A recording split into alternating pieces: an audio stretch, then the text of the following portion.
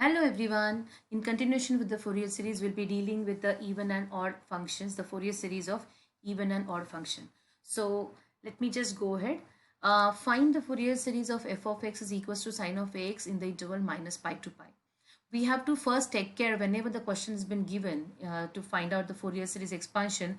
We have to first thing we have to always check the interval as if it is minus L to L, that means it will minus pi to pi, minus 5 to 5, minus 1 to 1, then only it is possible for me to go for even or odd functions.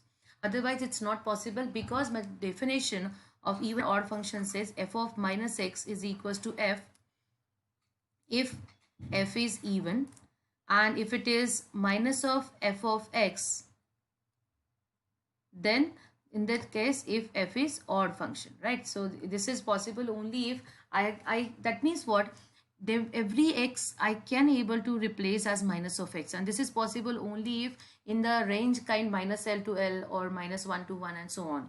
If at all the range for this particular example, if the range could have been given as 0 to 2 pi, then it's not possible for me to go ahead whether the function is even or odd, because if you observe the range is starting from 0, we do not have any negative number in this particular range, and that is my first thing to note it down. If I wanted to go for even an odd function, first thing to note it down is this: I need to check my interval first. If at all the interval is from minus to plus, then only it's possible for me to check whether the function is even or odd.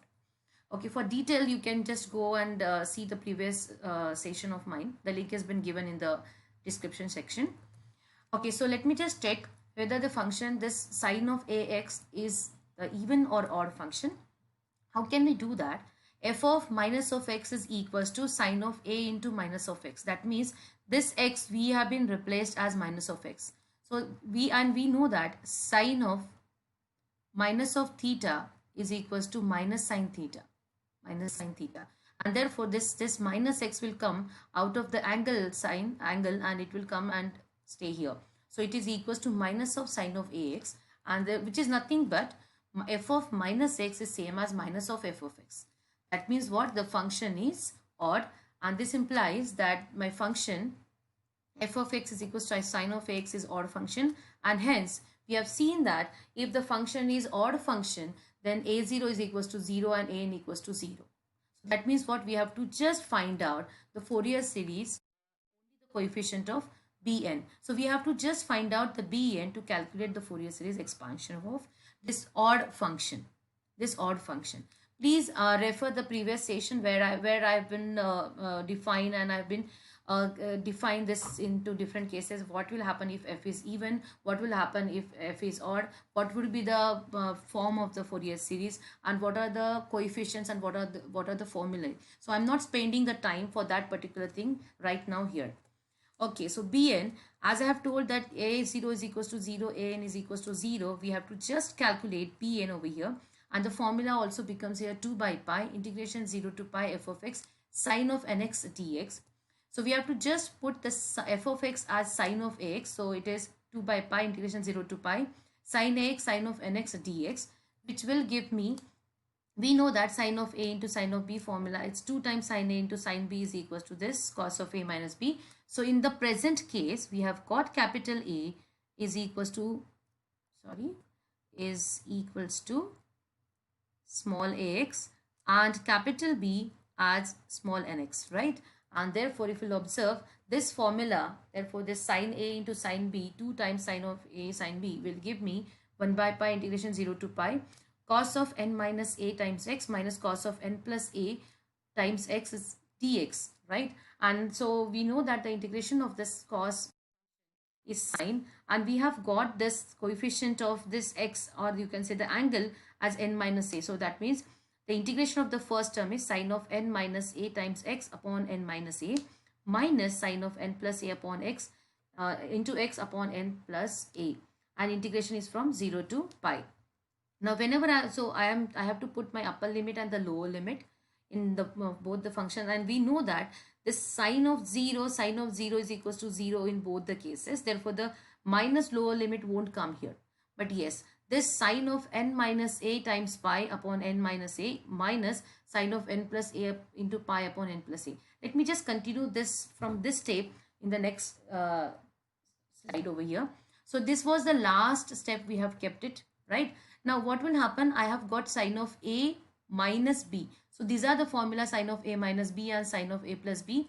We have got this formula. Please understand this formula. These are the very simple and the trigonometric formula which we were using from the 10th standard, I guess, 10th or 11th standard onwards. So these are the things which is very important in the trigonometry. So it's 1 by pi. So everything would be, so first sine of A minus B would be, so here I'm taking this pi inside. So this sine of n minus A times pi could be written as sine of n pi minus A pi, right? So that is what sine n pi cos of n A pi minus sine of A pi into cos of n pi divided by n minus A. So this is, there is no change in this n minus A. Similarly, sine of A plus B would give me this particular thing. Please understand this formula. These are very simple formulae. And therefore, we know that sine of n pi is equals to sine of minus n pi is equals to sine of 0 is equals to 0.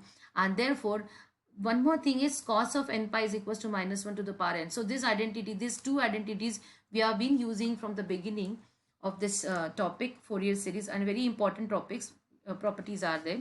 So if you'll observe, I have got sine n pi over here, so this will go to 0. I've got sine n pi here also, so this term will go to 0. I can write down the sine of A pi into cos of n pi, sine of A pi into cos of n pi. So, and we know that cos of n pi is minus 1 to the power n. That is what I have written it over here in the next step. But similarly, if I could write down, I could take it out, minus of minus 1 to the power n, sine of A pi upon pi. And this is what is been remaining in the bracket. So, if we'll just take the LCM and just multiply here and simplify over here, we are going to get is 2n minus 1 to the power n sine of A pi upon pi into A square minus A n square. So this is what we have got it our Bn as. We have got it our Bn. And we know that the Fourier series, what we have defined in the previous page or previous slide, that is f of x is summation of Bn sine of nx. N is from 1 to infinity. And therefore, we are just putting the value of Bn, the coefficient Bn over here in this. And if I'll just go and solve this summation sign, n equals to 1, n equals to 2, n equals to 3 and so on. So you're going to get it as sine of x is equals to minus of, so this is minus of 2 sine of A pi upon pi, because this minus sign will come out of this bracket from here, from this term it will come out. And we have just adjusted that minus sign. So it's 1 upon A square minus 1 square sine of nx, sine of x, minus 2 upon A square minus 2 square sine of 2x and so on. So this is the value for n equals to 1. This is the value for n equals to 2. This is the value for n equals to 3 and so on. And we have just written this just to make it, otherwise you can leave the answer over here. But most of the time we do have the deduction part over here. We don't have any deduction part, but yes, you should have the practice of making this simplified version of this particular Fourier series, right? Okay, and if you'll observe that when the function is odd function, I have given you a one remark in the last session that whenever it's an odd function, we will be having only sine terms. So this function or the Fourier series expansion is only in the terms of sine terms. So if you'll observe, we have got sine over here, sine over here. There is no cos term present or there is no constant term present because we have got it here. A0 is equals to an is equals to 0 if my f is odd. Please do check the previous session of mine so that you will understand this very well. Yes, and this is the self-observation slide, which is f of x is x, which is minus pi to pi. Purposely, I have not done the things for x and x cube because I have done many examples in the range 0 to 2 pi, in the range 0 to 2l or minus pi to pi. So many more algebraic functions I have addressed there. So the thing is, the integration part would remain the same for the algebraic function what we have done it and that time. That place only that integration on the formula would be little bit of change, and that is the reason I have planned to address the functions which are like the trigonometric functions whenever the function is odd and even.